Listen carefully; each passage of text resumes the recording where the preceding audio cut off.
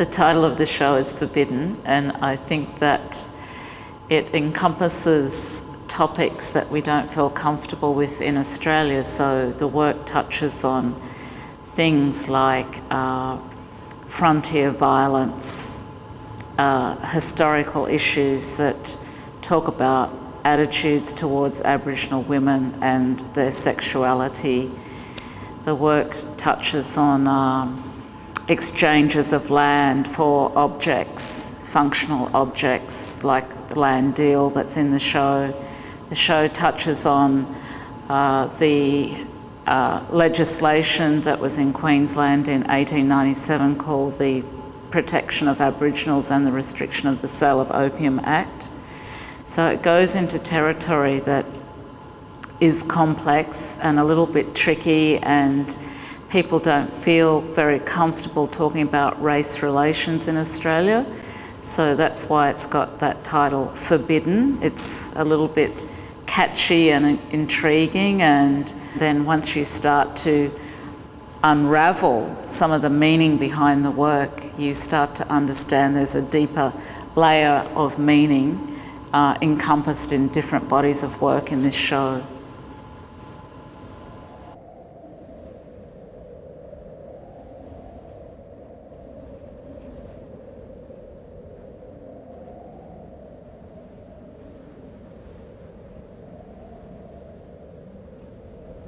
I wanted to know why there were no Aboriginal people living on Fraser Island. Why weren't there Butchulla people living over there on our traditional land? And to understand that question, I posed to my grandmother when I was a very young child at Urangan Beach looking across to Fraser Island. She didn't have a satisfactory answer, and I think as I went through high school and you realise the education system in this country lets you down. So all of my, while I was doing my HSC here in Asquith Girls High School, all we received was 1 week on Aboriginal people. And I was taught about Aboriginal people who come from Central Desert country. And why they have blonde hair is because their fathers were all white. And I knew that quite didn't gel.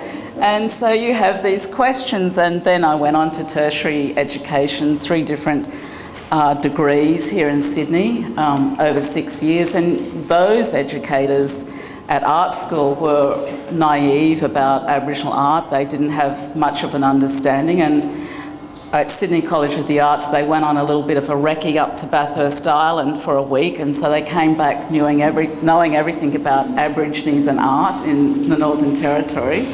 And of course my experience was much more different, and there were a group of artists around the time. We'd come from Queensland and various places in New South Wales, and we sort of came together in the mid-80s and formed Bimali Aboriginal Artists Cooperative. After I left those art institutions, those questions were still there. I still wanted to understand about the complexities of race relations in this country. I ended up in the arts, and so, the art that I make is my platform to talk about other things. And so, more recently, in the Christmas holidays, I have there's a huge lull, nothing's happening, so I get out my books, and you can see all those little yellow stickies in there. So over the Christmas holidays, I sort of read these books, by all these different authors, and it's and this is a fantastic book too. She's just new on the scene. But this is talking about Aboriginal children being kidnapped in the late 1800s, early 1900s, and being put into servitude from very young ages, some children as old as 3 years old. It's called something like Slavery. Shirlene Robinson and this other person, Tony Roberts. So there are a number of authors that I read these days in my downtime, and what I find is that I take a long time to think about things, so it just doesn't happen very instantly. So the piece that's behind you, which is called Dispersed, has really come from 2 books, and the name of that book is called The Secret War. and it's also come from this book here, Frontier Justice. And it's talking about how Aboriginal people were eradicated off the land, and it was usually through violent means. So there were a number of massacres that took place in Queensland, and so the word that they used in the reports, they didn't say we murdered Aboriginal people today or we killed Aboriginal people. They used the word dispersed or dispersal or dispersing. So I wanted to do a work about that particular word that was used in government reports. And you know, I read a book like this, long gestation period, and then 2 years down the track, I make a work in relation to what I sort of take in. So I act as a little bit of a sponge and filter this information and try and make a work that, you know, crystallises something very clearly, is understated, but packs a punch and has an aesthetic beauty. So one book led me to another, to another, to another, to understand the silence that we have in this country about Aboriginal people. Why do we treat Aboriginal people the way that we do in Australian society? And so I wanted to really understand the attitudes behind race relations here.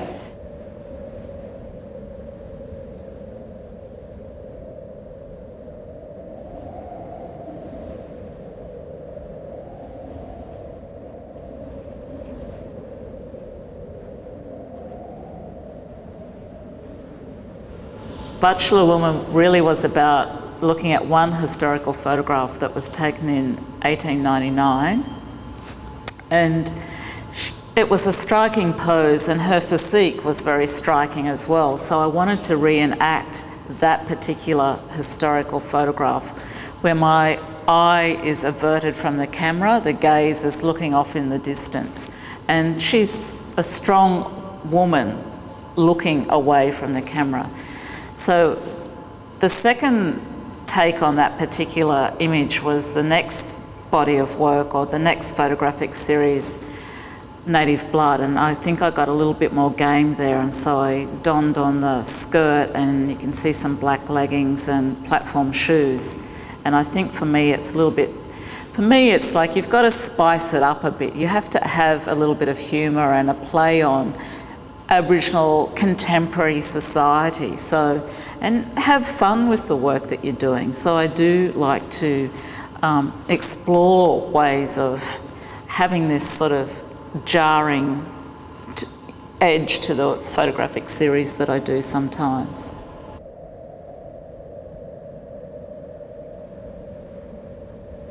Language is really important because it sets up ideas and notions about how we deal with people and how we look at race.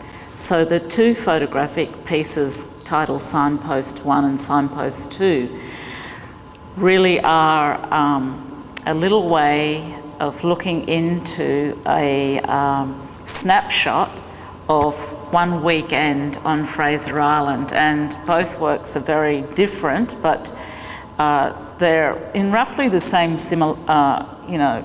roughly in the same location on Fraser Island. One is on the beach, and the jetty, Mackenzie Jetty, is covered in red tape.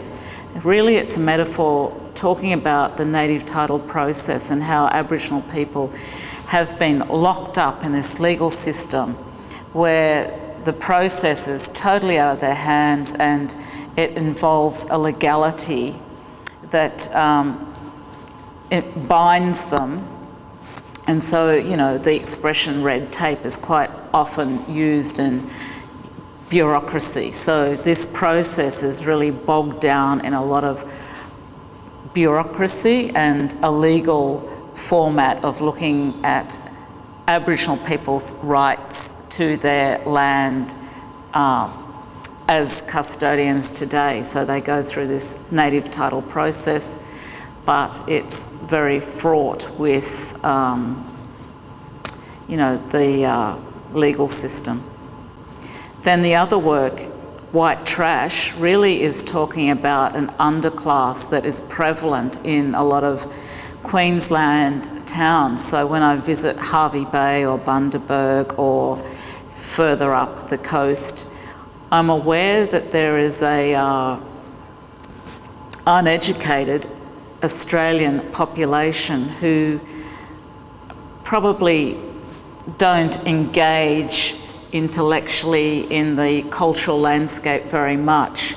And so the work is spelt out with op shop clothes that came from the St Vincent's de Paul at Hervey Bay, and it's a work that is very in your face, and I think when white people see that word written out large at Mackenzie Lake, they probably have different ways of reading that. So they might be offended, or they might think it's funny, or they might have some different reaction or emotional reaction to the work. So what I like to do with a lot of my photography is look at race politics and engage people on a very emotional level, so they have a response to the work.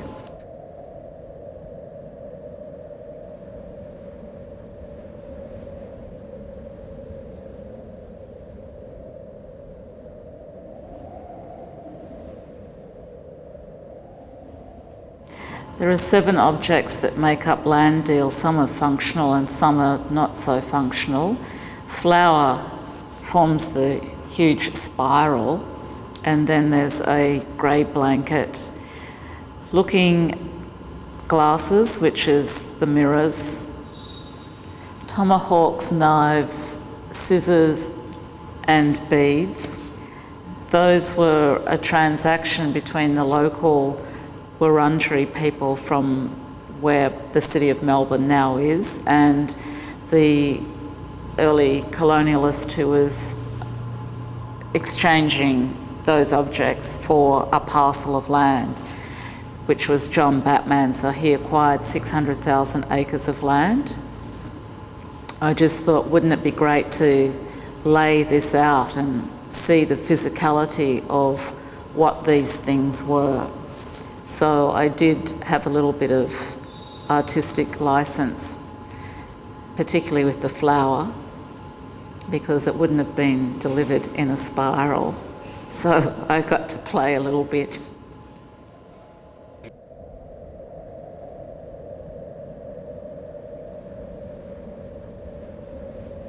I write notes to myself, and I do little dinky drawings in a sketchbook. So I have quite a few sketchbooks at home, and they're always sort of half full of ideas. And I write the ideas down, and I sort of, with my photography, I usually work a year in advance. So I have an idea floating around in my head for, it could be, let's say, 2 or 3 years before I execute the work, and then I have to become a little bit like a director. I have to pull people in and get them interested in working on the project. And so I have to be a little bit, I have to be organised. So when I was invited to work in Tampa, Florida, I wanted to work with the Indigenous people from that area, and I was told the people from Tampa, Florida were Seminole. So then it was a process of researching how Seminole women historically dressed, and it also meant that I could do some of the photographic shoot on the reservation, and had a brief interaction with the men who were photographed along with me. So it's about having a cultural integrity to that place.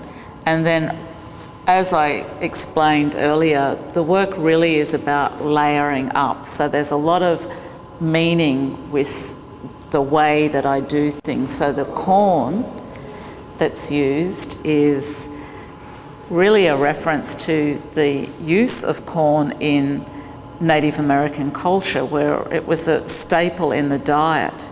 And when the show was first installed at the University of Southern Florida, the whole room, the space was filled with a foot of corn. And when you crunch through the corn, it's also referencing the bayous and the swamps. It has this sort of sinking feeling that you're sinking into mud or a muddy riverbank. And so it has that connotation as well. So there are a few things at play. The whole premise of the work really was about putting Native American people in the frame, putting them in the picture, having a dialogue. That's how I could interact with people in a very short amount of time, because to make the work, we only had 2 weeks to make the work and have the show at the end of that period. And one of the reference points was actually O magazine, and there was a fashion shoot where they used a cowgirl and cowboys on a ranch, and I thought, wouldn't it be nice to subvert that and do something with Native American men and a Native American woman in a similar vein, but take it away from the ranch situation. I'm not offering a comparison between Seminole people or Butchulla people or, Indigenous people here from Australia. What I find when I work overseas is that I have a freedom. So I don't always want to be in the Indigenous box. And so for me, it was like a first step out, of venturing out, of opening up the world where I could imagine myself in a completely different role or a situation. And so I think you progress as an artist, you get one idea and you think, well, I can take that further next time. So the next time I went back to America, I got even a little bit more bolder and did the series that we now know as the HHH. So it's like little stepping stones.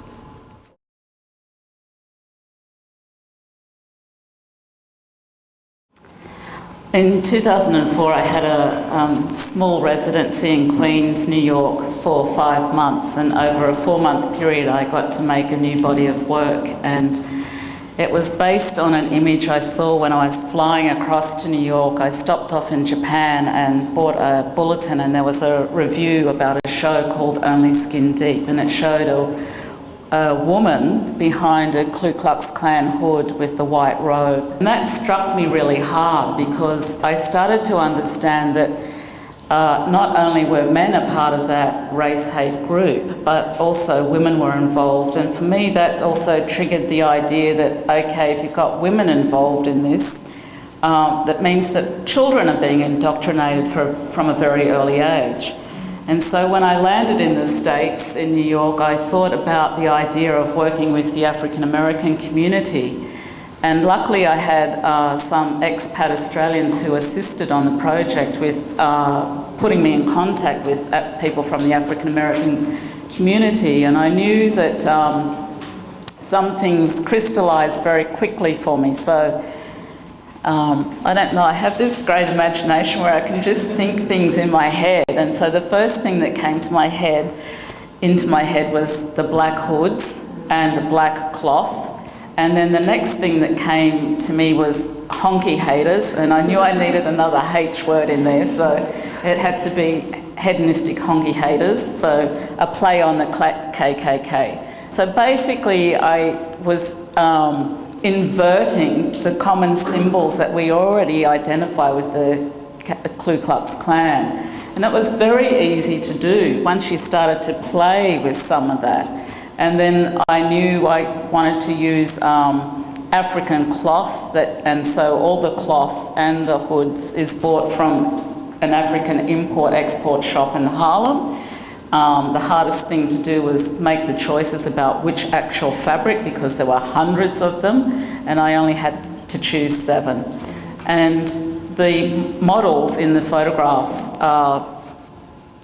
they have day jobs, but they like to work in theatre. So when it came time to be fitted up by the seamstress, they were, quite capable of putting on a persona for the photographic shoot.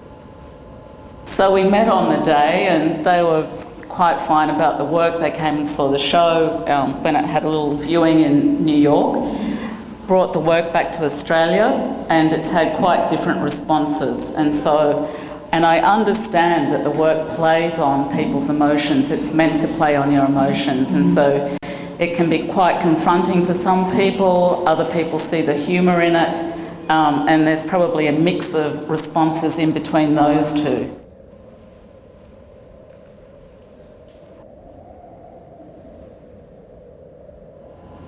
I'm aware of plants, and so, you know, as you grow up, you're always looking at nature, I think. And so coming from Fraser Island, I'm a keen observer of different types of species that grow in different locations on the island. And on the mainland, where I also spend a lot of time out at Burrell, there are these beautiful mangroves, and we used to go walking out on the mud flats, and you'd collect things. Well, we were principally going out looking for oysters, so there was a purpose to walking on the mud flats. But when you're out there, you also find a lot of flotsam and jetsam washed up, and mangroves for some reason have fascinated me, and I think then you start to develop other areas of interest. And so the opium poppy has featured strongly in this show, but that relates specifically to something else, which was the Protection of Aboriginals and the Restriction of the Sale of Opium Act, which was introduced in 1897.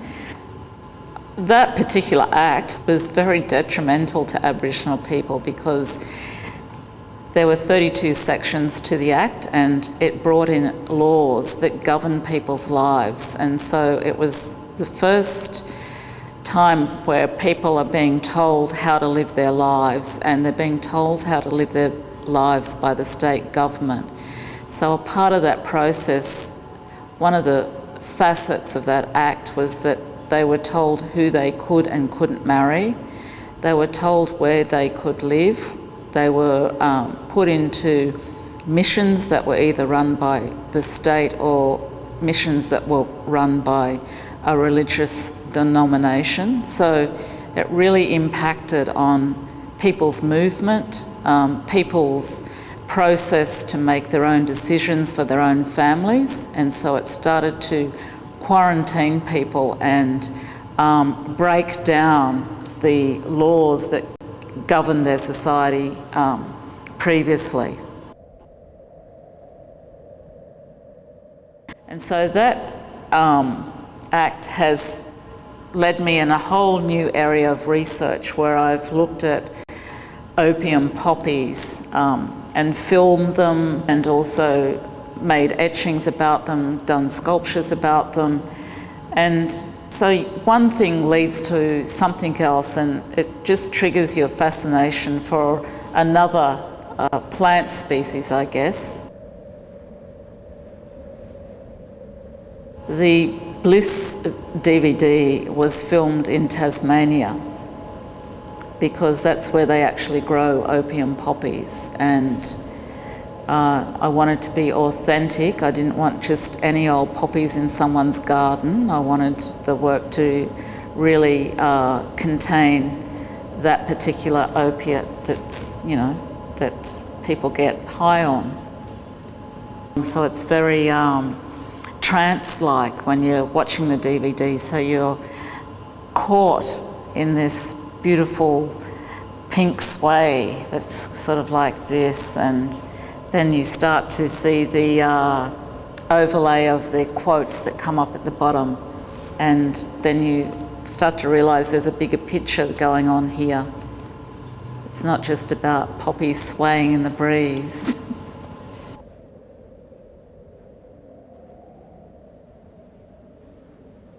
It was a way to manoeuvre people off the land so that the new settlers could occupy country that was once owned by, let's say, the Butchulla people or Yubira people or different nations.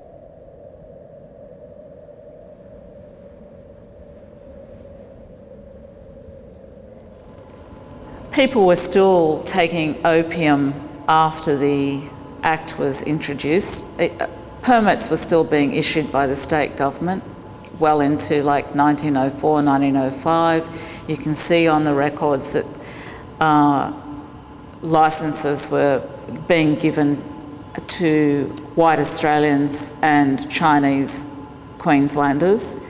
And the recipient, the main recipient of that particular drug, if you like, was Aboriginal people, and Aboriginal people were being given opium ash or opium dregs in return for a free labour force, because there weren't many people in Queensland and who were prepared to work hard labour. And it was also during a period when a lot of people had moved up to the gold fields and were digging on the gold fields, so there was a shortage of labour anyway. So there are, different ways that people's lives were impacted through a shortage of labour and also taking this form of payment that was given to Aboriginal people.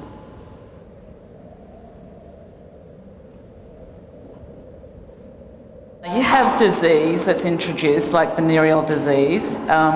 Principally, it's infecting Aboriginal women. You have physical violence, so you have punitive and organised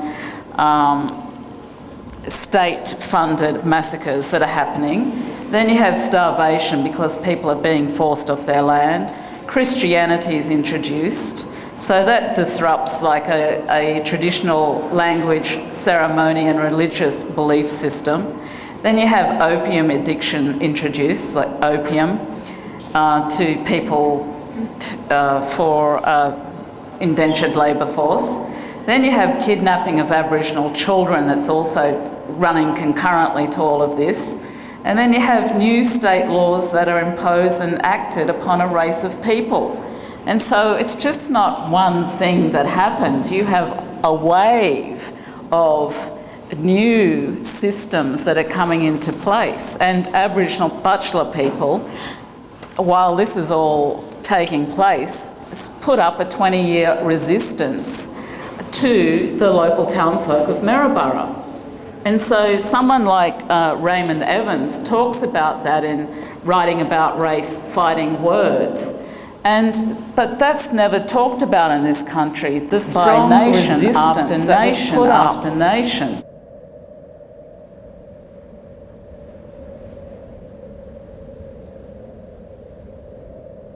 What I'm starting to realise is when I do all of this research, I put it into different bodies of work.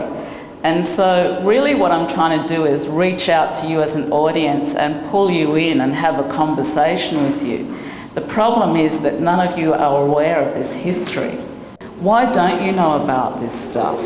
Why is it someone like me working in the arts or someone in theatre or some historian that has to, put this out in the public arena? Why aren't we knowledgeable about our own history in this country? I have this immense sense of loss that we have here in this country, and as a child, I understood loss from a very early age, particularly in relation to my bachelor forebears and the culture that once was. And so in the catalogue, one of the first things you see in the catalogue when it comes out on Monday is a quote by Sophocles, a Greek philosopher, and it says, "Ignorant men don't know what good they hold in their hands until they've flung it away." And for me, that really resonates because ignorant men in this country have flung away rich, sophisticated, beautiful cultures with Aboriginal nations here. And we've lost that, and there's no way of going back. So I am deeply scarred because of that loss. And I think many other people here are deeply scarred because of that loss also.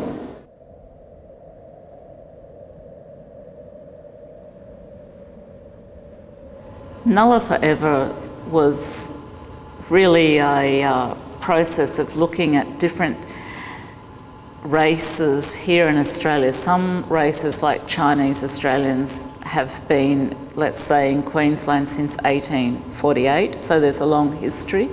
But we don't ever really get a sense of that here in Australia. It always seems to be like this black-white binary, Aboriginal, non-Aboriginal, and it seems, for me, as an Indigenous person, that's the dominant sort of discourse or debate in this country. So when you have newly arrived immigrants to Australia, the focus of that particular discussion was about white Australians or Anglo-Australians looking at Arabs who'd recently come to this country or Muslim people, and so there was a huge shift in the cultural landscape here, particularly after 9/11. So, governments have set up a type of way of looking at Muslim people differently.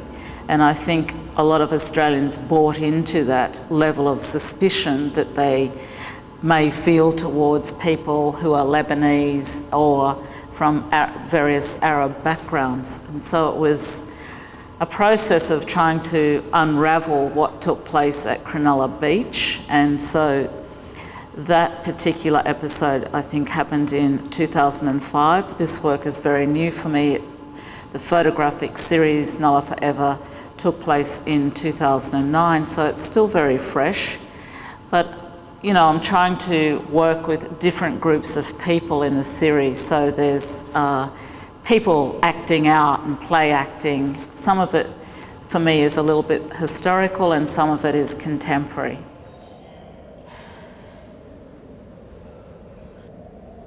In one of the frames with Nulla Forever, you do see a man smoking an opium pipe, but that comes about because the work is looking also historically at different types of relationships in this country where you have Aboriginal people mingling with Chinese people, and I think it's not often seen in Australian artwork, that relationship between Aboriginal people and Chinese, and it was very prevalent in Queensland, and there was a complexity to those relationships. And the Act that was introduced in 1897 also introduced that it was illegal for Chinese men to marry Aboriginal women.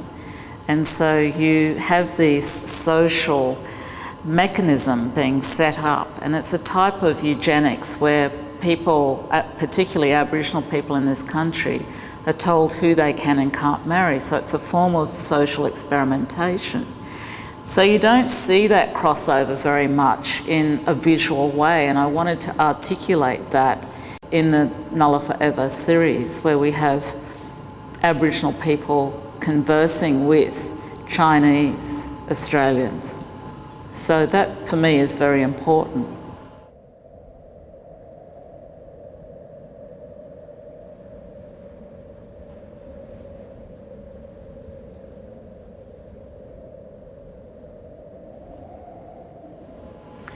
I don't think teaching's influenced my art practice. I think I make art and that I like to talk about it in an education environment. I like to give lectures and talk to students about certain aspects of the work and ask them questions and get them fired up. So it plays more of that type of role. And I really see my work in a broader context where it's really educating people about their own history.